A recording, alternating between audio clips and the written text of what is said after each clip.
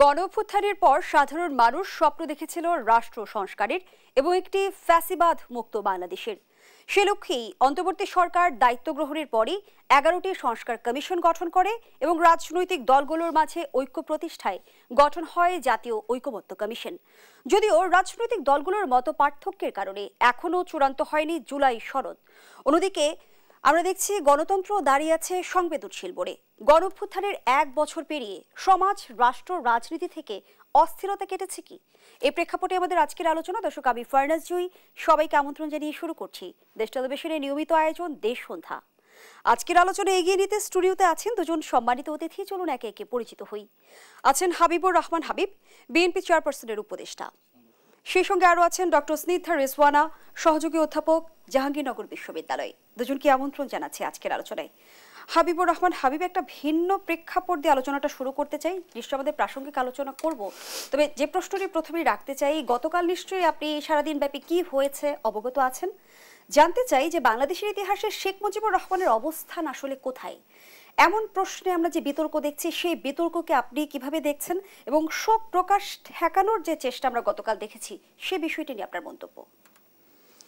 আপনাকে ধন্যবাদ। আপনার মাধ্যমে দেশ টেলিভিশনের দর্শক শ্রোতাদেরকে আমার সশ্রদ্ধ সালাম। বিজ্ঞ আলোচক, বিশিষ্ট শিক্ষাবিদ স্নিগ্ধা রেজওয়ানাকে শুভেচ্ছা। কঠিন প্রশ্ন, খুব কঠিন। এবং গতকাল আমার সকাল 9টায় সংবাদপত্র পর্যালোচনা বাংলা ভাষণে আমি ছিলাম 9:20। খুবই কঠিন প্রশ্ন। বাংলাদেশের উত্তর জানা সত্ত্বেও 99% মানুষ এই সময় দেবেন না। আমি দেব। সেটা হলো এই, যে কোনো হত্যাকাণ্ডের দায় দায়িত্ব, যে কোনো ঘটনার দায় দায়িত্ব সন্তান যদি করে, তার জন্য তার বাবাকে সেটাতে টেনে আনা যায় না। বাবা যদি আগেই যদি প্রয়াত হয়ে থাকেন। তো আপনার এই প্রশ্নের উত্তর একটি, আর আমি যেহেতু একজন মুসলমান, অতীতে কে কী করেছে না করেছে সেই ব্যাখ্যা দিতে চায় না। আমার বাবার মৃত্যুবার্ষিকী পালন করতে দিয়েছে কিনা, আমার বাবাকে নিয়ে কী ধরনের বক্তব্য দিয়েছে, সেটা আমি বলতে আজকে চাই না। আমি চাই সবার বাবা সবার কাছে সমান। এবং একজন মুসলমান হিসেবে একজন মুসলমান যদি মারা যায় বা হত্যাকাণ্ডের শিকার হয় বা শহীদ হয়, তার পরিবারের অধিকার আছে তার জন্য আপনার দোয়া মাহফিল, আত্মার মাগফিরাত কামনা করার। আমি সেই অর্থে বলতে চাই, গতকাল কে ঠেকাতে গিয়েছে, কে ঠেকাতে না গেছে, যা উচিত হয়েছে, কে না উচিত হয়েছে, সব কিছুর ঊর্ধ্বে আমি যেটা বলতে চাই, এটা অধিকার।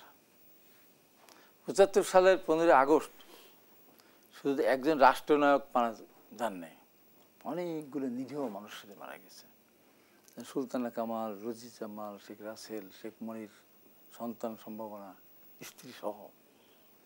তাদের পরিবার কি তাদের আত্মাদের মাগফিরাত কামনা করতে পারবে না? অবশ্যই পারা উচিত। আমি বলি যে আওয়ামী লীগের বিরুদ্ধে অভিযোগ ছিল, অভিযোগ না, ঘটনা সত্য ছিল অনেকখানি। 72 থেকে 75 সাল পর্যন্ত আওয়ামী লীগ 30,000 রণাঙ্গন ফেরত মুক্তিযোদ্ধা বলেন, আর মুক্তিযোদ্ধা পক্ষে শক্তি বলেন, রাসদ ছাত্রলীগ যারা 100 ছাত্রলীগ করত, তাদেরকে রক্ষী বাহিনী দিয়ে বিভিন্নভাবে আওয়ামী লীগের সন্ত্রাসীরা হত্যাকাণ্ড মানে হত্যা করেছিল, হত্যাকাণ্ড শিকার হয়েছিল সেই সমস্ত ছাত্রলীগ করা ছেলেরা।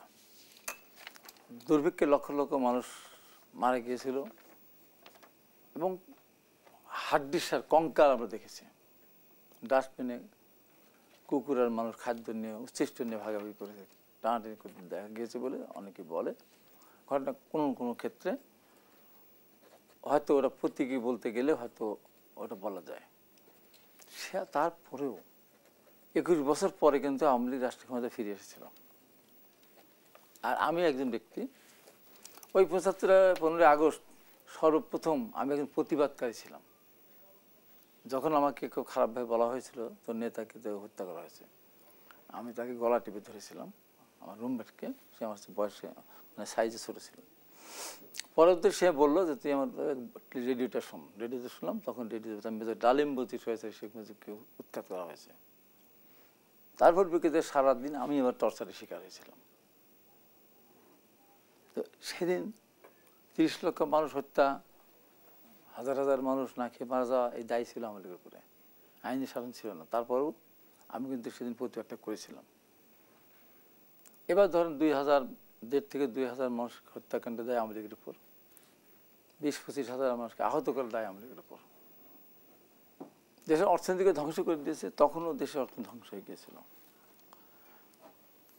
তারপরেও আমি কালকে বলেছিলাম যে আওয়ামী লীগের নেতাকর্মীদের উচিত 15 আগস্টের হত্যাকাণ্ডে যারা শিকার হয়েছেন তাদের আত্মার মাগফিরাত কামনার জন্য তাদের অনুষ্ঠান করা উচিত।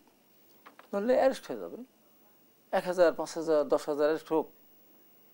তারা এই 15.5 যে লুটটা করেছে, তারা যদি বছরের পর বছর জেলে থাকে, তার পরিবার না খেয়ে থাকবে না।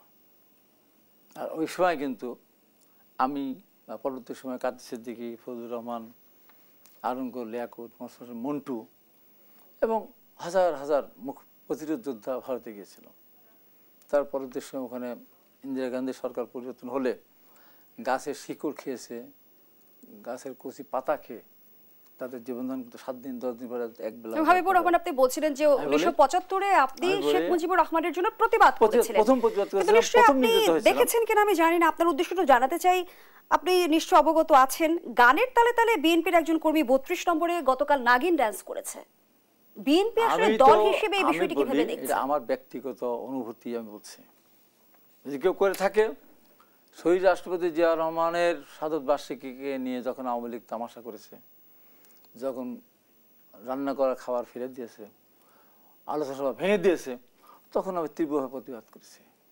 এই ঘটনা 75 পরবর্তী সময়ে যখন 15 আগস্ট পালন করা হতো, তখন রান্না করা খাবার ফেলে দিয়েছে, পিটিয়েছে, আহত করেছে, জাসদ সেদিন করেছিল।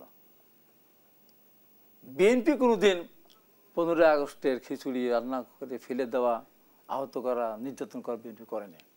তার কারণ হলো বিএনপি যিনি সৃষ্টি করে শহীদ রাষ্ট্রপতি জিয়া রহমান, উনি যেদিন বাংলাদেশ তৎকালীন পূর্ব পাকিস্তানের মানুষ অসহায় ছিল, দিশাহারা ছিল। পৃথিবীর ইতিহাসে এমন কোন নজির নেই যাকে সামরিক বাহিনীতে মেজর র্যাঙ্কের অফিসার হয়ে তার স্ত্রী সন্তান তার কাছে নেই। সেই সময় দেশ মাতৃকার জন্য নিজে প্রথমে সুপ্রিম অথরিটি হিসাবে স্বাধীনতা ঘোষণা দেন, পরে দেশে on behalf of great leader Sheikh Mujibur রহমানের নামে ঘোষণা দেন। তো সেই মানুষটির আপনার শাহাদত বার্ষিকী বলেন আর মৃত্যুবার্ষিকী বলেন, তারা তো শাহাদত বার্ষিকী বলেন, মৃত্যুবার্ষিকী বলে। জিয়া রহমানের কে আমরা শাহাদত বার্ষিকী বলি, শহীদ জিয়া বলে। তারা কিন্তু একবারও শহীদ শেখ মুজিব বল না, বা শহীদ বঙ্গবন্ধু শেখ মুজিব বল না। যাই হোক, তো এই দিন মানসিকতার ব্যাপার। এবং সাম্প্রতিক সময়ে আমরা বেশ কয়েকটি ঘটনা দেখলাম। আমরা দেখলাম যে তারেক রহমানকে নিয়ে বাজে অশ্লীল স্লোগান দেওয়া হলো, জিয়াউর রহমানের ছবিকে অবমাননা করা হলো। রাজনীতিকে আসলে আমরা যে রাজনীতি সংস্কৃতির কথা বলি, সেটা কি দুষ্ট চক্রের কবলে পড়ে আছে? এটা হওয়া উচিত না। আমি বলছি তো, এটা শহীদ রাষ্ট্রপতি জিয়াউর রহমানের শাহাদত বার্ষিকী পালন করে দেন, তাদের তীব্রভাবে ঘৃণা করেছি, প্রতিবাদ করেছি। 75 15 আগস্টের পর যারা করতে জানে তাদের বিরুদ্ধে প্রতিবাদ করেছে, এবং 75 যারা ঘটনার সাথে যারা জড়িত ছিল তার সাথে চ্যালেঞ্জ করে আমি 15 আগস্ট পালন করেছি ওই ফ্রিডম পার্টির অফিস সামনে। একদিকে ফারুক বলেছে, কর্নেল ফারুক করতে যাবে না, আমি করবো।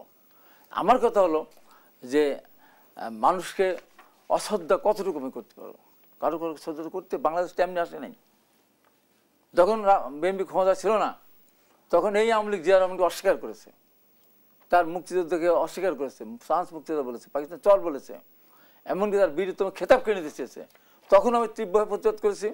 যখন আওয়ামী লীগ বলেছে, আইন পাশ করলো, জিয়াউর রহমানকে স্বাধীনতার ঘোষক বলা যাবে না, ওই দিনই আমি রাত্রে 2-3 টকশোতে বলেছি, আমি বলছি জিয়াউর রহমান স্বাধীনতা প্রথম ঘোষণা দিয়েছেন, পারলে আমাকে ধরে নিতে অ্যারেস্ট করুক।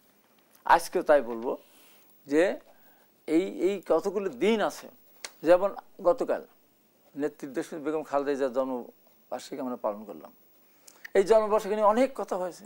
আমার তো জন্মদিন একদিন না, আমার 2টা জন্মদিন। আমি যেদিন ভূমিষ্ঠ হয়েছি সেটা আমার জন্মদিন, কিন্তু সেটাই তো নিশ্চয়ই আপনার আসল জন্মদিন। আসল আমি পালন করি কোনটা? আমি তো পালন করি যেটা আমার সার্টিফিকেট বয়স, সেটা পালন করি। আমি পালন করি 31শে ডিসেম্বর 1954। সার্টিফিকেটের দিন তো আপনার জন্ম হয়নি, না হলে আমি ওইটাকে ধরি। বাংলাদেশের অধিকাংশ মানুষ তাই করে, খুব কম, 5% to 10% হবে। আগের দিনে স্কুলে ভর্তি হলে সবার জন্মদিন হতো 1 জানুয়ারি, অত 31শে ডিসেম্বর। মানুষ বলতো, হাসাহাসি করতো, এত শিশু একদিনে জন্মগ্রহণ করে। ওই স্কুলে গেলে শিক্ষকরা লিখে দেয় 1 জানুয়ারি।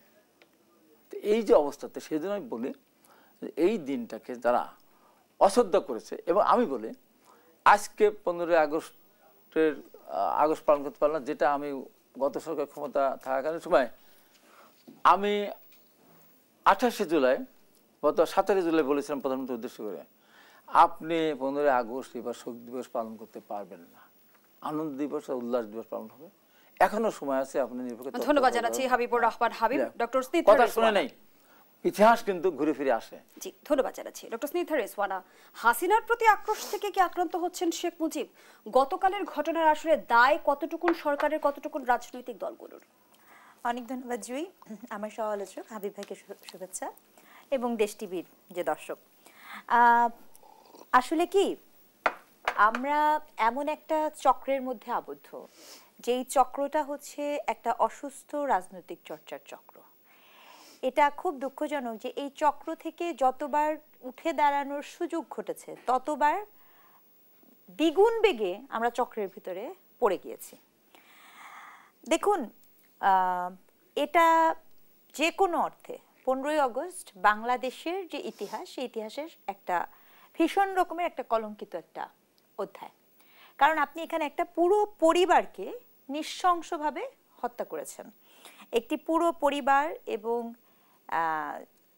শিশু, 5 বছরের শিশু শেখ রাসেল, তাকে হত্যা করার ব্যাপারটি অত্যন্ত মর্মান্তিক। ব্যাপারটা এটি না, ভীষণ রকমের কলঙ্কিত যে বা যারা করেছেন।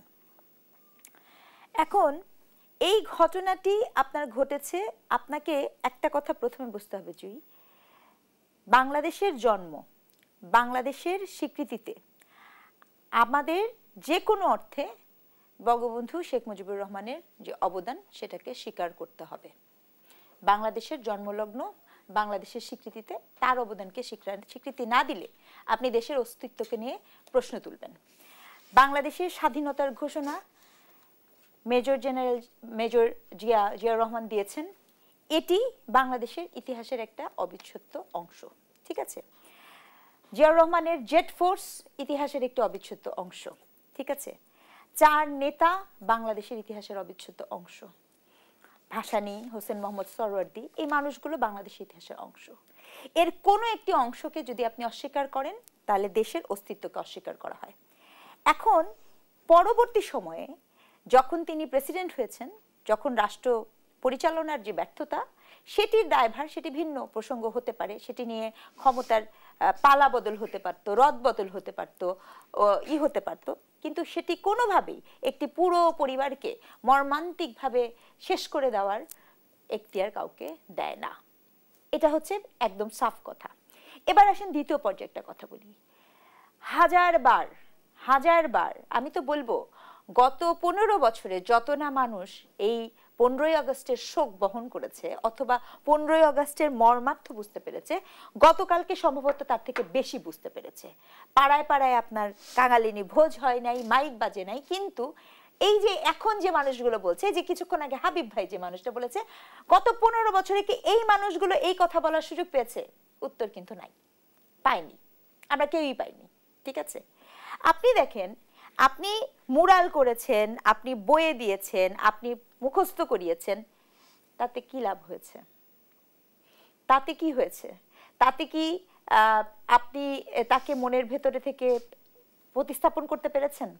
এই যে জেনারেশন, গত 15 বছরে তো একটা জেনারেশন তৈরি হয়েছে, সেই জেনারেশন কি ওই শ্রদ্ধা ভক্তি তার প্রতি আসলে রাখতে পেরেছে?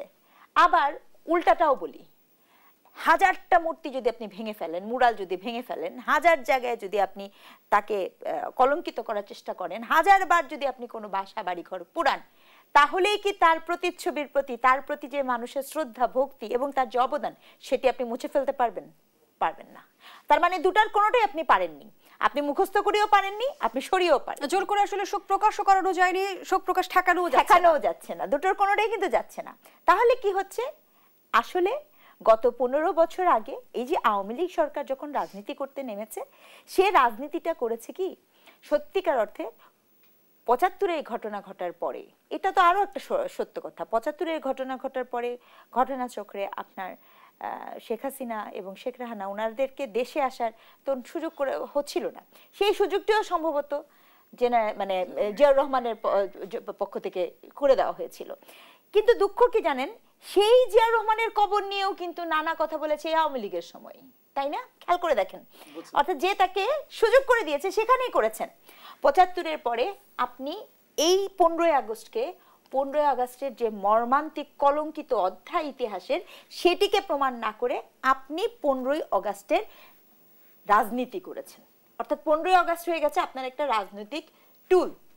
আপনি কি সত্যি মনে করেন যে প্রক্রিয়াতে কাঙালিনী ভোজ, যে প্রক্রিয়াতে বিরানির প্যাকেট, যে প্রক্রিয়াতে গান, যে প্রক্রিয়াতে যা কিছু হয়েছে তাতে আসলে শোক হয়েছে? এই যে 15 আগস্ট নিয়ে রাজনীতি করা, ৭১-এর মুক্তিযুদ্ধের চেতনা নিয়ে রাজনীতি করা, আমরা এরই ধারাবাহিকতায় দেখছি যে জুলাই নিয়েও রাজনীতি। এর আসলে অবসান কোথায়, সে প্রশ্নটি আপনার কাছে রেখে যাচ্ছি। বিরতি থেকে ফিরছি।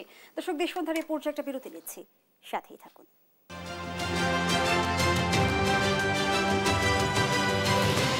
আবার আমন্ত্রণ, আপনারা দেখছেন দেশ টেলিভিশনের নিয়মিত আয়োজন দেশ সন্ধ্যা। আমরা আবারও ফিরছি আলোচনায়। ডক্টর স্নিগ্ধা রেজওয়ানা, যে আলোচনায় আমরা ছিলাম, আপনি বলছিলেন 15 আগস্ট নিয়ে রাজনীতি করা হয়েছে। এর আগে আমরা দেখেছি যে মুক্তিযুদ্ধের চেতনা নিয়ে রাজনীতি হয়েছে, এবং 24-এর গণঅভ্যুত্থানের 1 বছর পেরোতে না পেরোতেই আমরা দেখছি জুলাই গণঅভ্যুত্থানকে কেন্দ্র করেও রাজনীতি হচ্ছে। এর আসলে অবসান কিভাবে হবে? অবসান হবে যখন আপনি অ্যাকচুয়ালি অর্গানিক একটা ডিসকোর্স তৈরি করবেন। মানে আমি একটা পলিটিক্যাল ডিসকোর্স তৈরি করব। আমি একটা অর্জন করেছি, আমি মুক্তিযুদ্ধ করেছি, একটা দেশ অর্জন করেছি, আমি এখন দেশটাকে গঠন করব। আমাকে গঠনের রাজনীতি করতে হবে। কি কাজ করলে আমার দেশের জনগণের উপকার হবে সেটা চিন্তা করতে হবে। আমি 24 হয়েছি, আমি জিনিসপত্র ব্রোকেন হয়ে গেছে, আমার এত মানুষ প্রাণ হারিয়েছে, আমি এখন তাদের যে রক্ত, সেই রক্তের উপরে দাঁড়িয়ে প্রতিজ্ঞা করব যে আমি আমার দেশের ইনস্টিটিউশন, ব্রোকেন সিস্টেম, ফ্রাজাইল ব্যবস্থাগুলোকে নতুন করে ডিফাইন করব। কিন্তু এটা না করে আমি যখন যেটা করি, আমরা সেটা হচ্ছে সারাক্ষণ বলি জুলাইয়ের চেতনা। আমি একদম স্ট্রংলি একটা কথা বলি, ৭১-এর চেতনা বাংলাদেশের একটা স্বাধীন রাষ্ট্র এবং বাংলাদেশের গর্ব, বাংলাদেশকে প্রতিষ্ঠা করা। 24-এর চেতনা কোনোভাবে ৭১ চেতনা থেকে তো ভিন্ন কিছু হতে পারে না। 24 কি আপনার দুঃশাসনের বিপক্ষে একটা অবস্থান। তাহলে আপনি দুঃশাসন যখন হবে আপনি তার বিপক্ষে অবস্থান করেন। আপনি দুঃশাসনের বিপক্ষে অবস্থান না করে হঠাৎ করে কখনো নীলা মার্কেটে যান হাঁস খেতে, কখনো ওয়েস্টিনে চলে যান হাঁস খেতে। আপনি দুঃশাসনের বিপক্ষে না করে কখনো আপনার মন খারাপ থাকে দেখে আপনি কক্সবাজারে চলে যান, সেটা আবার টেলিভিশনে আমরা দেখতে থাকি। আপনি সেটার বিপক্ষে অবস্থান না গ্রহণ না করে আপনি কখনো শোডাউনের নামে হেলিকপ্টার দিয়ে এক জায়গা থেকে আরেক জায়গায় চলে যান, আপনি দলগতি করেন। তাহলে আপনি কোন নয়া বন্দোবস্তের কথা বলেন? এই প্রসঙ্গগুলো ওখানে এসেই সব কলাপস করে, যেখানে নতুন কথা হয় না। বিএনপি বিশাল বড় দল, নির্দ্বিধায় নির্ভয়ে কথা বলি। যে পরিমাণ চাঁদাবাজি, যে পরিমাণ অহমিকা, যে পরিমাণ কথা এবং ভীষণ রকমের থ্রেটেনমূলক কথা, সেটি তো জনবান্ধব হয় না। সেটা কোন ধরনের নয়া রাজনীতির বক্তব্য দেয়? মানুষের পরিবর্তন হয় না। 1971 সালের পরবর্তী বাংলাদেশ আর 2025-এর পরবর্তী বাংলাদেশ তো একই বাংলাদেশ না। এই মানুষের চাহিদা, স্বপ্ন, রুচি, সকল কিছুর পরিবর্তন হয়েছে। আমাদের রাজনৈতিক দলগুলা এই জিনিসগুলো বুঝতে আসলে কতখানি সক্ষম হয়েছে, প্রশ্নটা ঠিক সেখানে। আর যতক্ষণ না পর্যন্ত আপনি এই চাহিদা বুঝতে সক্ষম হবেন, যতক্ষণ না পর্যন্ত এই চাহিদাকে আমি কিভাবে ফুলফিল করব, কিভাবে আমি একটা মাইলস্টোন সেট করব। দেখেন একটা কথা বলি, আমি একদম এটা এই যে জিয়াউর রহমান, দেখেন উনি কতখানি ভিশনারি ছিলেন। ওনার খাল খনন প্রকল্প, ওনার নতুন কুড়ির মতো শিশুদের জন্য প্রকল্প, শিশুরা আজকে শিশু যে আগামী দিনের ভবিষ্যৎ, সেটার প্রকল্প। 1991 সালে বেগম খালেদা জিয়ার ইসের বিষয়ে কাজের বিনিময়ে শিক্ষা কর্মসূচি, হ্যাঁ শিক্ষার বিনিময়ে খাদ্য কর্মসূচি, তারপরে মেয়েদের জন্যই করা, এগুলো হচ্ছে একটা ভিশনারি প্রকল্প। ঠিক আছে, এমনকি বিগত সরকারের সময় যেটা ছিল ডিজিটাল বাংলাদেশ, আই এগ্রি, এটাও কিন্তু একটা ভিশনারি প্রকল্প ছিল। তাহলে এই ধরনের কোনো কিছু আপনাকে সামনে নিয়ে আসতে হবে। সেই যে সামনে নিয়ে আসার প্রকল্প, রাজনীতি তো আপনি ওখানে করবেন। মনে রাখতে হবে ৭১ হওয়ার পরে এই যে দেশটা, এই দেশটা তো আমাদের। এখন আমি আপনি সারাক্ষণ মারামারি করতেছি, আমি আপনি সারাক্ষণ একটা নোংরা রাজনীতি করছি, মানুষের চরিত্র হনন করছি, অপবাদ দিচ্ছি, মিথ্যাচারিতা করছি। এতে করে কি দেশ, রাষ্ট্র, প্রতিষ্ঠান কেউ বেনিফিটেড হচ্ছে? না, হচ্ছে না। ওই ছবি ছুড়াছুড়ি, ওই ভাঙা, ওই নগ্ন নৃত্য, এগুলো কোনো কিছু আমাদের কোনো কিছু দিচ্ছে না, বরঞ্চ আমরা পেছাচ্ছি, আমাদের চিন্তাকে আরো সংকীর্ণ করে তুলছে। এই আলাপটা আমাদের পলিটিশিয়ানদের বুঝতে হবে যে নতুন জামানায়, নতুন জগতে আপনি কি করবেন? তার কারণ এটা নিশ্চিত ভাবে বলতে পারি, আপনি দেখেন সামনে একটা ইলেকশন আছে, আমাদের আলাপ তো ইলেকশন নিয়েও আসবে। এই ইলেকশনের কিন্তু বিবিসির সর্বশেষ রিপোর্ট, যেটা আসলে বিবিসি প্রকাশ করেছে, বিআইজিটি করেছে ব্র্যাক গভর্নেন্সে, সেখানে 48% মানুষ কিন্তু বলছে যে আমরা কাকে ভোট দিব আমরা জানি না, এখনো দ্বিধায় আছি। এই যে ফ্লোটিং ভোটার, এই ফ্লোটিং ভোটারের মন কি চায়, তারা কোন দিকে যাবে, সেই বিষয় নিয়ে না মনোযোগ হওয়ার কথা। যদি ফেব্রুয়ারিতে সত্যিকারের নির্বাচন হয়, আমাদের কি এখন এই বিষয় নিয়ে মনোযোগ দেওয়ার কথা ছিল না? উত্তরটা কিন্তু না। তাহলে মানে কি, আমি কিভাবে একটা সুষ্ঠু নির্বাচন করতে পারি, আমি কিভাবে আমার রাষ্ট্রের এই যে প্রজন্মের, এটা আমি শিক্ষক হিসেবে বলছি, প্রজন্মের কিন্তু ভীষণ রকমের একটা নেতিবাচক দিক হয়েছে। এই প্রজন্ম কিন্তু অর্থ ছাড়া কিছু বোঝে না, এই প্রজন্মের কিন্তু নীতিবোধের অনেক অবক্ষয় আছে, এই প্রজন্ম কিন্তু আবার একই সাথে এই প্রজন্মের কিন্তু একটা ভীষণ রকমের আবেগ আছে, সে কিন্তু আবেগ দিয়ে অনেক কিছু করে ফেলতে পারে। আমাদের রাজনীতিবিদদের কিন্তু বুঝতে হবে এই প্রজন্মকে কিভাবে তারা অ্যাকুমুলেট করবে দেশ গঠনের জন্য। কারণ বাংলাদেশের ডেমোগ্রাফি অনুযায়ী এই মুহূর্তে সবচেয়ে বেশি যুবক এবং তরুণ সমাজ সবচেয়ে হাই। এই তরুণ সমাজ, যুব সমাজের জন্য আপনি কি দিবেন, কিভাবে আপনি কিশোর গ্যাং ঠেকাবেন, কিভাবে আপনি ওই মানুষ ঠেকাবেন, এই আলাপ পাড়ার কথা আমাদের এখন রাজনীতিবিদের কনসার্ন, ওখানে থাকার কথা।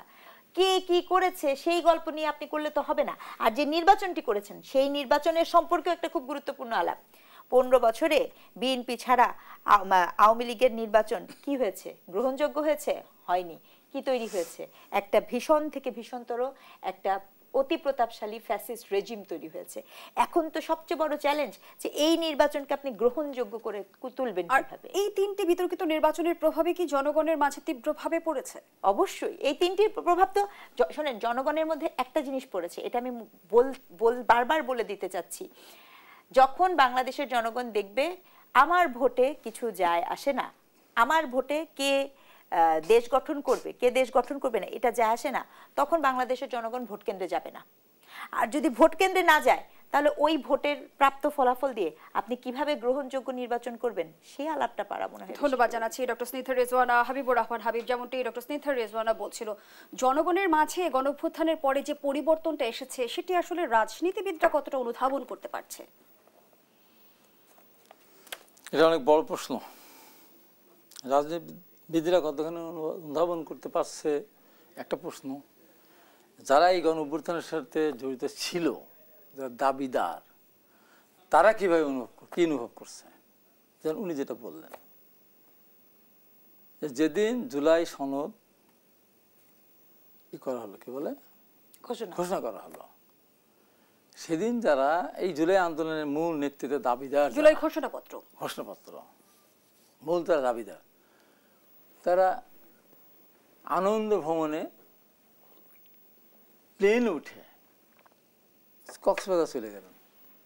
বিরাট দামি একটা রিসোর্ট, তারা একটা রুমে তারা জায়গা করে নিল। আমি তো এখনো পৃথিবীর সর্বশ্রেষ্ঠ কবি নূর হোসেন নিজের বুক এবং পিঠকে পোস্টার করেছিল সুরাচার নিপাজা গণতন্ত্র মুক্তি পাক। সেদিন আসলে পরে আমি অপলক দৃষ্টিতে কিছু চিন্তা করি, নূর হোসেনের সেই চেহারা, মাজায় শার্ট বেঁধেছে, বুকে লেখা সুরাচার নিপাজা পিছনে গণতন্ত্র মুক্তি পাক। যেদিন সেলিম দেলোয়ার আমার হাত থেকে আমি টাকে তার পৃষ্ঠে মারা গেল, সেই দিনটা যখন আসে, যখন জেহাদের লাশটা আমি ঢাকা মেডিকেল কলেজ থেকে বের করে ক্যাম্পাসে নিয়ে যেয়ে বললাম, শপথ নিলাম, ওই দিনটা আমি চুপ হয়ে যাই। আমি যখন দেখি ঢাকা বেশি প্রথম দীপালি শাহ, জাফর, জয়নালকে হত্যা করা নৃশংস মধ্য ফেব্রুয়ারিতে, সেদিনটা আমি থেমে যাই। আমি যখন দেখি ডাক্তার মিলনের সেই আত্মহতি, তাকে নৃশংস হত্যা করা হলো, তারপর মধ্য দিয়ে রক্তের মধ্য দিয়েই আমার গণতন্ত্র ফিরে পেয়েছিলাম পরবর্তী সময়। এখন এত বছর পর আমাকে কিন্তু চোখের সামনে ওটা নিয়ে আসে। আর এরা তরতাজা এখনো কাতরাচ্ছে হাসপাতাল বেডে, 1 বছর হলো। এই মুহূর্তে তারা আনন্দ ভ্রমণে কক্সবাজার চলে গেল। তাদের দিয়ে দেশ কি আশা করবে, জাতি কি আশা করবে? আপনি বলছেন আনন্দ ভ্রমণ, তাদের পক্ষ থেকে বক্তব্য হচ্ছে তারা নীরব প্রতিবাদ করেছে। নীরব প্রতিবাদ? তাই ওই দিন কি খালি জুলাই ঘোষণা ছিল?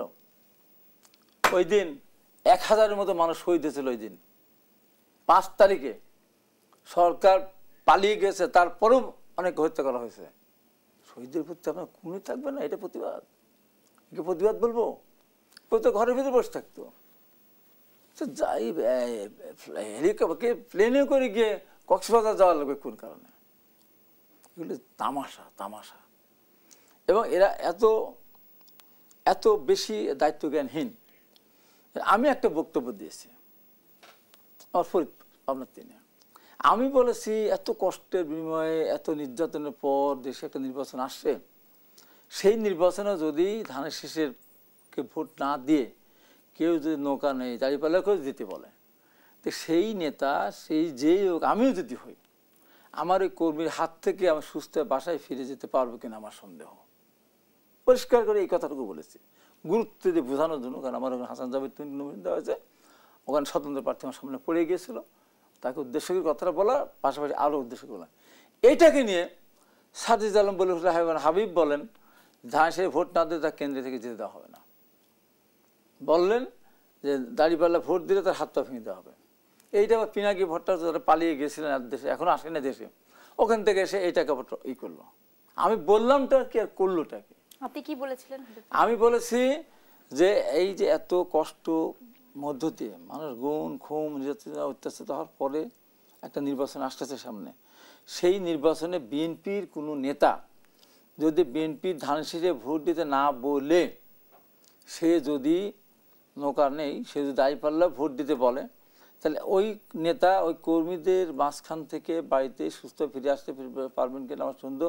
আমিও যদি হই তাহলে সেটাই আপনার বার্তাটি ছিল বিএনপি নেতাকর্মীদের উদ্দেশ্যে। নেতাকর্মীদের 100%। কিন্তু আমরা দেখেছি খণ্ডিত অংশ, কিন্তু খণ্ডিত অংশ দিয়ে এটা বললো এবং দেখাচ্ছে। এরকম মাসুদ আকসা আছে মহামিথ্যাবাদী, দেখাচ্ছে কেউ দেখেন। আর আমি বললাম ঠিক আর বলে, এটাকে আমি একটা বক্তব্য দিয়েছিলাম, এইটা আমি বলতেই পারি। ধানের শীষ সাপের বিষ, 100 বার বলেন 1000 বার বলেন, কিন্তু আমার অনুভূতি এখন যেটা, আওয়ামী লীগ 15.5 বছরে যেভাবে নির্যাতন অত্যাচার করেছে, গুণ খুম, আমিও রিমান্ডে গেছি, টকশো সাজা দিয়েছে। আমি প্রথম সাজাপ্রাপ্ত আসামি এদেশে, সাজা নিয়ে জেলে গেছি। আমি বলেছিলাম এত কষ্টের পরে আওয়ামী লীগকে লাস্ট পর্যন্ত আওয়ামী লীগের বিচার হচ্ছে গণহত্যা দায়। তো সেই নৌকা ধানের শীষ 2 সাপের একই বিষ। যখন বললেন, বলছে যে এই কথা বললে হাতের কাছে যা পাবে, যা কোন তা কুলাল চাকু দিয়ে জিব্বা টেকে কালো কুর্তা দিয়ে খাওয়াই দেবে, মামলা হলে আমার নামে হবে। 100 বার বলেন ধানের শীষ খারাপ, 100 বার বলেন ধানের শীষ বিষ, আমাকে কেন আওয়ামী লীগের প্রতীকের সাথে তুলনা করবেন? এইটা নিয়ে মহাভারত অসত্য হয়ে গেছে। আর জামাতের আমির যখন ডাক্তার শফিক সাহেব বললেন আমাদের বিরুদ্ধে আঙ্গুল তুললে ডান হাতের আঙ্গুল না, বাম হাতের আঙ্গুলতে জিব্বা টেনে খুলে ফেলবো, তা আমার অপরাধে 100 টন হয়, তার অপরাধ 1000 টন, সে নিজে তুলে ছিঁড়ে ফেলে দেবে। আর আমি বলেছি এই কথা যদি বলে, এখানে আমার সংক্ষিপ্ত এখন ব্যাপার আছে তো, যে আমি এত কষ্ট করেছি এই প্রতি মিলাল না, এইটা নিয়ে মহাভারত অশুদ্ধ হয়ে গেল। দেখেন ঢাকার সোহাগ হত্যাকাণ্ডের শিকার নৃশংস হবে নিঃসন্দেহে, তাই বন্ধুদের হাতে, তার ভাঙনি ব্যবসায়ীদের হাতে। তারেক রহমানের কোন দায়? আমার বাসায় একজন জয়েন্ট ডিস্ট্রিক্ট কাজ ছিল, আমি সাংবাদিক ছিল, ইন্ডিয়ান চ্যানেল বাংলাদেশ চ্যানেলে কাজ করে। আমি রাতে খাওয়ান দাওয়ানোর পরে রাত 2টা আইটেম টেলিভিশন দেখি স্লোগান হচ্ছে আপনার ইঞ্জিনিয়ারিং ইউনিভার্সিটি থেকে বিভিন্ন বিশ্ববিদ্যালয়, হাসিনা গেছে যে পথে তারেক যাবে সে পথে, দিনের তারেক কাওয়া, তারেক রহমান হাওয়া, নাকি একটা বাজে স্লোগান দিচ্ছে। চাঁদা ওঠে পল্টনে, চলে যায় লন্ডনে, সে কার সাথে কোনো সম্পর্ক নেই।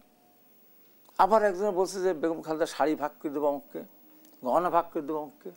আবার এই বাচ্চা সে বলছে জিয়া রহমান কেটেছে খাল, এর সাথে লাঙল, আওয়ামী লীগের নৌকা, না কি একটা বলছে। কিন্তু হাবিব ভাই, কোথায় এই যে চাঁদাবাজির ঘটনাটা, এটা তো আসলে হচ্ছে, চাঁদাবাজির ঘটনা তো হচ্ছে, সে তো অস্বীকার করছে না কেউ। এটা আসলে তাকে কোনো দায় আসবে কোথা থেকে? রাতের বেলা ঘটনা ঘটলো, ওই রাত্রে তারেক রহমানকে কেন চালক বিদেশ স্লোগান দেওয়া হলো, কেন আমাদের অফিস অফিস আক্রমণ করা হলো, কেন আমাদের বিলবোর্ড ভাঙা হলো? দায়িত্ব মারা তো শিবিরও যায় না, মারা এনসিপিও যায় না, মারা কেউ মারা গেছে ঘুরে ফিরে ওই ছেড়ে যুবদল। তবে কি আমাদের মূল গলদ আসলে রাজনৈতিক সংস্কৃতিতে, গণপ্রজাতন্ত্রের পরে রাজনৈতিক সংস্কৃতিতে আমরা কোন ধরনের পরিবর্তন কেন দেখলাম না? হাবিবুর রহমান হাবিব, এই প্রশ্নটি আমি আপনার কাছে রেখে যেতে চাই, আমি বিস্তারিত শুনবো বিরতির পর। দর্শক দেশন থেকে এই পর্যায়ে আবার বিরতি নিচ্ছি, সাথেই থাকুন। আবারও আমন্ত্রণ, আপনারা দেখছেন দেশ টেলিভিশনের নিয়মিত আয়োজন দেশ সন্ধ্যা। আমরা আবারও ফিরছি আলোচনায়। হাবিবুর রহমান হাবিব, যে আলোচনায় আমরা ছিলাম, গণঅভ্যুত্থানের 1 বছর পেরিয়ে গেল, রাজনৈতিক সংস্কৃতিতে কেন আমরা পরিবর্তন দেখছি না? মত পার্থক্য রাজনৈতিক দলগুলোর মাঝে থাকবে, কিন্তু সেটি প্রতিহিংসায় কেন পরিণত হয়? দেখেন, আমি একদম নির্দ্বিধায় বলতে চাই, আমরা বিএনপির পক্ষ থেকে আমাদের কোনো প্রতিপক্ষ আমরা মনেও করি না, প্রতিপক্ষ আমরা ভাবিও না, প্রতিরোধ করতে বলতেও যাই। আমাদেরকে একে একে একে একে আমাদেরকে মানে যন্ত্রণা দিয়ে অসহ্য করে ফেলেছে। আমরা এনসিপি যারা ছেলেরা আছে তাদের কথা আমাদের বলার কোনো প্রশ্ন, তারা সামনের দিকে এগিয়ে যাক, এটা আমরা চাই। কিন্তু তারা এমন এমন আমাদের নেতা কাউকে ছাড়ে না। সালাউদ্দিনের কাছে সালাউদ্দিনকে ছাড়ে না। সালাউদ্দিন তো একসময় এদেশে ছাত্র রাজনীতি করেছে, ম্যাজিস্ট্রেট ছিল, মন্ত্রী ছিল, এমপি ছিল, তার বউ সে দাঁড়াতে পারেনি, তার বউ এমপি বলতে এত জনপ্রিয়। সালাউদ্দিনের বিরুদ্ধে সমালোচনা ইন্ডিয়া পালিয়েছিল, এই করেছিল সেই। আরে সালাউদ্দিনকে কীভাবে নিয়ে গেলাম দেখলাম তো। একটা সুদর্শন একটা মানুষ, একটা 6 ফিট মাপের একটা মানুষ কীভাবে নিজের ছিল রাস্তাতে পাগলের মতো ঘুরে রাখতে, সেটা নিয়ে ই করে। মহাশির বক্তব্য নিয়ে কটাক্ষ করে, তারেক রহমানকে নিয়ে কটাক্ষ করে, আমাদের নিয়ে কাকে না, আব্বাস ভাইকে নিয়ে বিদেশ সাংবাদিক একজন আছে, কি না বলে আর কি না। এই যে অপসংস্কৃতি চলে আসছে, এটা তাকে ছিল না। আমরা শুনেছেন জ্যাকব মিন্টল নামে একজন আছে, বলে কি বলে, হারামজাদা সেনাপতি সেনাপ্রধান ওয়াকুরুজ্জামান। ভাষা হলো এইভাবে বলতে পারে? আমাদের একজন ব্যারিস্টার একটা পার্টি সেক্রেটারি বলল, কুত্তার বাচ্চা রাষ্ট্রপতি শাহাবুদ্দিন চুপ। এটা ভাষা হলো? আর পিনাকি কি বলে? এদের মতো মিথ্যাবাদী পৃথিবীতে সৃষ্টি। আমার কথা নিয়ে যেভাবে মিথ্যাবাদী বলতে, আমি পিনাকিতে কিচ্ছু বল নাই। আমি ছাত্রলীগকে যখন আপনার নিষিদ্ধ ঘোষণা করলো, তখন আমি ছাত্রলীগের ইতিহাস বর্ণনা করেছিলাম। সেই 48 সাল থেকে শুরু করে স্বাধীনতা উত্তর 90 সাল পর্যন্ত বলে বললাম যে এটা ছাত্র গৌরবোজ্জ্বল ইতিহাস, ছাত্রলীগ বাংলাদেশ ইতিহাস। এই ছাত্রলীগকে তো নিষিদ্ধ ঘোষণা করতে প্রতিবাদ করতাম। কিন্তু এখন যে ছাত্রলীগকে নিষিদ্ধ করেছে, আমি যাকে সমর্থন করি, এই ছাত্রলীগ সেই ছাত্রলীগ না, এইটা হলো চাঁদা লীগ, হ্যান লীগ, ধর্ষণ লীগ, নানান ভাই বলে। এইটুকু বললো না, আমার ওইটুকু দেখে বলতে দেখছেন বিএনপি নেতার কাণ্ড দেখছেন। টোটালি আমি সর্বপ্রথম এটা আমি একে সমর্থন করেছি আপনার নিষিদ্ধ ঘটনাকে।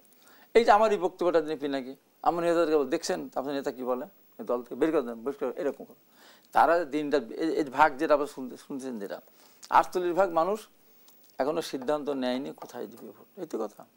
আমি যদি বলি বিএনপি 2024 সালে নির্বাচন হতো, সবাই অংশগ্রহণ করতো, বিএনপির জোট 250-এর বেশি আসন পেত, যে কারণে আওয়ামী লীগ বিএনপিকে নির্বাচনে অংশগ্রহণ করতে দেয়নি। 28 অক্টোবর পরিকল্পিতভাবে উড়াই দিল। এখন বিএনপি কিছু লোক চাঁদাবাজি করেছে, তাদের বিভিন্ন বহিষ্কার করেছে।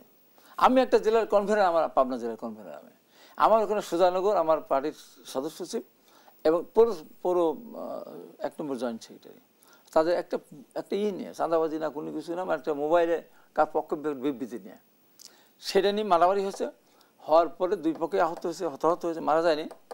তারেক রহমান নিজে আমার দলের 2 জন সহসাংগঠনিক সম্পাদক ওবায়দুর রহমান চন্দন এবং আমাদের আলিম, তাদেরকে পাঠিয়ে থানায় গিয়ে মামলা করে আসছে। আপনি চিন্তা করতে পারেন? তারেক রহমান নির্দেশে তারা ওখানে গিয়ে উপস্থিত হয়ে দলের নেতাদের বিরুদ্ধে মামলা করেছে তারেক রহমান নির্দেশে। তারপরেও কেন আসলে তৃণমূলকে নিয়ন্ত্রণ করা যাচ্ছে না? তৃণমূল নিয়ন্ত্রণ বলি, আমাদের কত কোটি সমর্থক আছে, 4000 মানুষকে আমি ঘোষণা করছি, তার ভিতরে কিছু আছে এইভাবে, আরো তো হাজার হাজার কর্মী নেতা আমাদের। রাজনীতিটাকে আসলে তারা কিভাবে দেখে? রাজনীতিকে তাদের কাছে শুধু টাকা বানানোর মেশিন কিংবা অপকর্ম দুর্নীতি করার অপকর্ম দুর্নীতি আমরা বিরুদ্ধে, অপকর্ম দুর্নীতি আমরা বিরুদ্ধে। তারেক রহমান যে কাজটা করেছেন, এই পৃথিবী 100 বার সৃষ্টি হলে ধ্বংস হলে সেই কাজটা কারোর পক্ষে করা সম্ভব না। সে কি করেছেন? আওয়ামী লীগের সাধারণ সম্পাদক ওবায়দুল কাদের বারবার বলতেন, যেদিন আওয়ামী লীগ ক্ষমতা হস্তান্তর করে 5 লক্ষ মানুষকে হত্যা করা হবে, পাঁচশো মানুষ মাঝে রাস্তায় লাশ পড়ে থাকবে, রক্তের গঙ্গা বয়ে যাবে। তারেক রহমান 5 তারিখে রাতে আমাদের কাছে মেসেজ দিয়ে দিলেন, খবরদার, আপনার বোন করে ধর্ষণ করতে পারে, বাবাকে মেরে ফেলতে পারে, ভাইকে গুম করতে পারে, বাড়ি জ্বালিয়ে দিতে, পুকুরে মাছ নিয়ে যেতে, গরু ধরে নিয়ে যেতে, আপনি এলাকা ছাড়া করতে পারে, খবরদার আইন হাতে তুলে নেবেন না। একটা লোক 5 তারিখে বিএনপির হাতে মারা যায়নি কোথাও। কিন্তু হাবিবুর রহমান হাবিব, আমাদের রাজনীতিতে বলা হয়ে থাকে যে নির্বাচনের পর রাজনৈতিক দলগুলোর চরিত্র বদলে যায়, নির্বাচনের পর নির্বাচিত হয়ে দলের নেতাকর্মীদের প্রতি অবস্থান ধরে রাখা সম্ভব হবে? এইবার আমি বলি, তারেক রহমান এবার, এখন তো সরকার পরিবর্তন হয়েছে, অনেকে অনেক কথা বলতে পারে, তখন সরকার পরিবর্তনের সম্ভাবনাই ছিল না। আজকে যারা এই সমস্ত কথাবার্তা বলে, তারা 18 সালে রাতের বেলা ভোট কেটে নিয়ে গেছে, আমিও তাহত হয়ে আসলাম। এরা মিছিল করেছে, প্রতিবাদ করেছে, এই ভোট আমরা মানি না, এই দেশ আমরা মানি না। তারা বরঞ্চ সরকারের কাছে গেছে তাদের দাবি দাওয়া নিয়ে, আপনার কোটা সংস্কার আন্দোলন নিয়ে। 24 সালে যখন সব দলকে বাদ দিয়ে আওয়ামী লীগ নির্বাচন করে নিয়ে গেল, ওরা কি মিছিল করে বলেছে এই নির্বাচন আমরা চাই না, এই সংস্কার আমরা এই সংস্কৃতি দেখতে চাই বলছে? বরঞ্চ এরা একতরফাভাবে নির্বাচিত প্রধানমন্ত্রীর সাথে দেখা করতে প্রাণান্ত চেষ্টা করেছে, প্রধানমন্ত্রী পাত্তা দেয়নি। উবায়দুলের কাছে দেখা করতে চাইতে উবায়দুলের কথা শুনে শেষ পর্যন্ত দুধের সাথে ঘোলে মিটান রাষ্ট্রপতি শাহাবুদ্দিনের কাছে গালি দিচ্ছে, যারা রাষ্ট্রপতি শাহাবুদ্দিনের কাছে তারা স্মারকলিপি দিতে গিয়েছিল, বলেন। আর আমরা ঢাকা বিশ্ববিদ্যালয়, আজকে একটা কথা বলতে হয় আমাকে, আমাদের হাজার হাজার ছেলে দিনের পর দিন বছরের পর বছর তাদের পরীক্ষা দিতে পারে নাই, ছাত্রদের শেষ জীবন শেষ হয়ে গেছে। আর যারা ঢাকা বিশ্ববিদ্যালয়ে মায়ের কোলে আদরের বিছানা ধোয়া চাদরে শুয়ে যারা হলে ভাত খেয়ে যারা এত বছর 15 বছর রাজনীতি করলো এবং ছাত্র শিবিরের প্রেসিডেন্ট হয়ে ছাত্রলীগের মিছিল লিখেছে, ছাত্র শিবিরের সেক্রেটারি হয়ে ছাত্রলীগের মিছিল লিখে স্লোগান দিয়েছে সকাল বেকার শিবির ধরা ধরে ধরে জবাই কর। হঠাৎ করে 5 তারিখের পরে তারা বলতেছে যে আমরা শিবিরের প্রেসিডেন্ট। কিন্তু এবার যে গণতন্ত্রের সুযোগ আমাদের সামনে তৈরি হলো, নির্বাচন নিয়ে শঙ্কা কেটেছে, কিন্তু 1 মিনিট শুনবো আমার আরেকজন অতিথি। না, আমি এই কথাটা একটু বলে দিলে ভালো। এখন দেখেন আমাদের ছেলে মার খেয়েছে, সেশন জীবন থেকে লেখাপড়া শেষ হয়ে গেছে, আমাদের ছেলে কেন কার কাছে যায়, কার কোলে ওঠে নাই, হলে থাকার জন্য পরীক্ষা দেওয়ার জন্য ছাত্রলীগের ভিতরে ঢোকে নাই।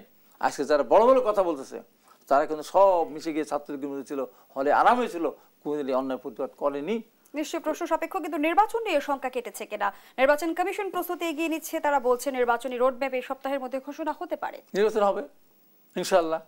এই নির্বাচনে যারা বিরোধিতা করবে যেই হোক না কেন আস্থা করে নিক্ষিপ্ত হবে। নিশ্চয়ই জামায়াতে নায়েবে আমিরের বক্তব্য আপনি শুনেছেন, তিনি বলেছেন বিদেশিদের দ্বারা পাতানো কোনো নির্বাচনে জামায়াত ইসলামী অংশগ্রহণ করবে না। বিদেশি আর কয়দিন সবুর করেন না, এখন স্লোগান শুরু হয়ে গেছে, জানো তো? তুমিও জানো, তোমরাও জানো, আমরাও জানি জামাত শিবির পাকিস্তানি। ধন্যবাদ জানাচ্ছি তোমার বাবা রাজাকার, দাদা রাজাকার, আমার এই দেশ আমার বাবার আমার দাদার। আর 2 দিন পরে স্লোগান আসবে যদি এই নির্বাচনের তারিখ ঘোষণা হলো, নির্বাচন কমিশন প্রস্তুতি এগিয়ে নিচ্ছে, কিন্তু তারপরেও বলা হচ্ছে যে নির্বাচন কেন্দ্রিক ষড়যন্ত্র থেমে নেই, শঙ্কা কাটেনি। কেন? না, নির্বাচন কেন্দ্রিক ষড়যন্ত্র থামার কোনো প্রশ্নই আসে না জয়ী। কারণ হচ্ছে নির্বাচন, আমি আপনাকে প্রথমেই বলেছি যে এমন একটি দল আছে, প্রথমত এমন একটি দল আছে যে দলটির নাম বাংলাদেশ আওয়ামী লীগ। তাকে যেহেতু আপনি কাগজে কলমে রাজনীতি করার কোনো সুযোগ দিচ্ছেন না, এই মুহূর্তে তার কাছে একটি মাত্র সুযোগ হচ্ছে যে কিভাবে কি প্রক্রিয়া আমি দেশকে অস্থিতিশীল করব, এবং যতক্ষণ না পর্যন্ত একটি নির্বাচিত গভর্নমেন্ট না আসছে দেশ স্থিতিশীল হওয়ার কোনো সম্ভাবনা নাই। কাজে এদের রাজনীতি একচ্ছত্রভাবে এটা থাকবে, এটা স্বাভাবিক। প্রসঙ্গ হচ্ছে এরাই কি শুধুমাত্র অস্থিতিশীলতা চায়? আপনি যত যাই বলেন, আমি এত হাবিব ভাইয়ের মতো এত আশাবাদী হতে পারছি না, কারণ আমি তো নাগরিক, আমি তো আর পলিটিশিয়ান না।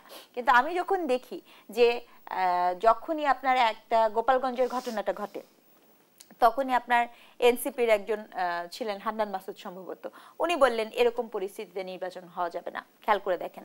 আবার জামাতের আমিরের কথাও আপনি বললেন, তারাও বলছে যে পিআর পদ্ধতিতে না গেলে, মূলত দাবিটা কিন্তু আসলে পিআর পদ্ধতি নিয়ে ওনারা একটা দাবি নিয়ে আসছেন সামনে বারংবার, যে পিআর পদ্ধতিতে না গেলে তারা নিবেন না। তার কারণ হচ্ছে পিআর পদ্ধতি তাদের একমাত্র হোপ, যাতে করে তারা একটা, এবার জামাতে নায়েবে আমির যেমনটি বলেছে যে বিদেশিদের দ্বারা পাতানো কোনো নির্বাচনে তারা অংশগ্রহণ করবে না।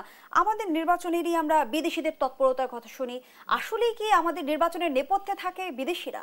ঘটনাটা কি হয়েছে, আমার প্রায় মনে হয় যে 15 বছর মানুষের, আমাদের সকল রাজনৈতিক দলকে, আমাদেরকে নাগরিককেও ট্রমাটাইজ করেছে।